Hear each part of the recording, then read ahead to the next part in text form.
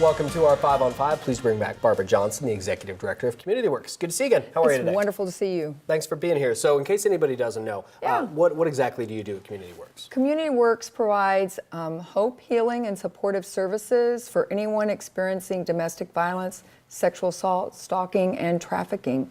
We do it through shelter, transitional living, as well as community support for different individuals. And you guys also offer direct assistance. People can call you guys who operate a helpline? We do. We have a 24/7 helpline. It's a very easy number, 779-HELP-4357.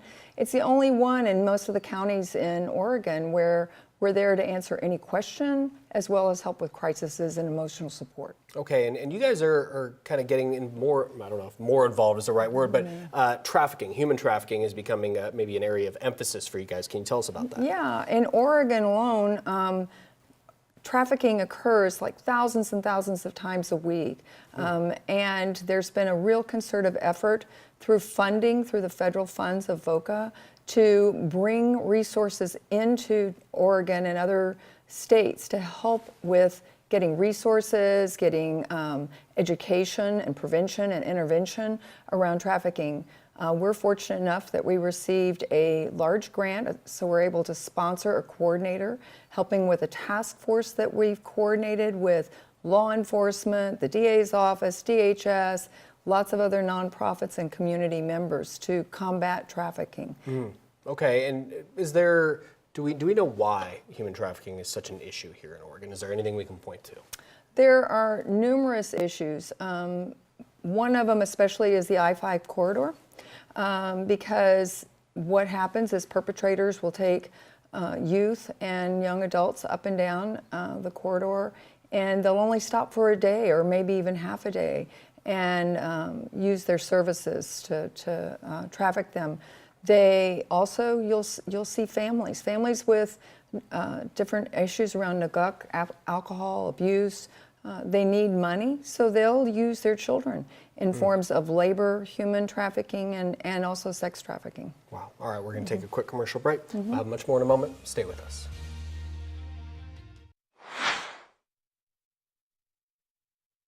Welcome back to our 5 on 5. Again, we're here with Barbara Johnson from Community Works. So you guys are now focusing, I don't know if that's the right word, on human trafficking. Is this an entirely new area of emphasis for you guys, or are you just moving more in that direction? Right. It is an area where we have seen survivors who have been trafficked, and the nuances around someone who's been trafficked are very complex and involved, and our community hasn't had enough resources in the past to help support them. And so, yes, in a way, we have expanded those services. We've built our capacity so that now we have 2 new staff and larger facility area to accommodate specific clients who have been trafficked.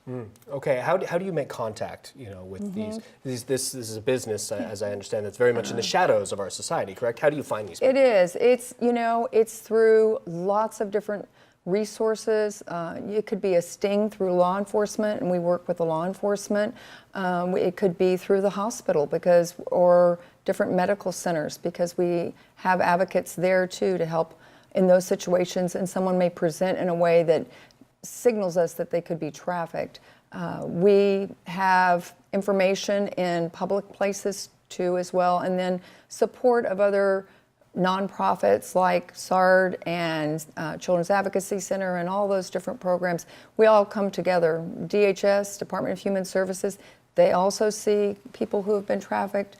We are there as well, working embedded with the staff to help along those lines. You guys are hosting a summit in late April, I believe. Are these some of the organizations that are working with you on putting this together? Absolutely. Community Works is sponsoring a summit along with the Jackson County DA's office, and Parole and Probation, and Jackson County SART. And this is going to be a summit open to the public. It's on sex trafficking. It's going to be an all-day summit. Rebecca Bender is coming here, as well as Stacia, who is one of our staff and a survivor of trafficking, is going to be presenting. So it's going to be a wonderful day.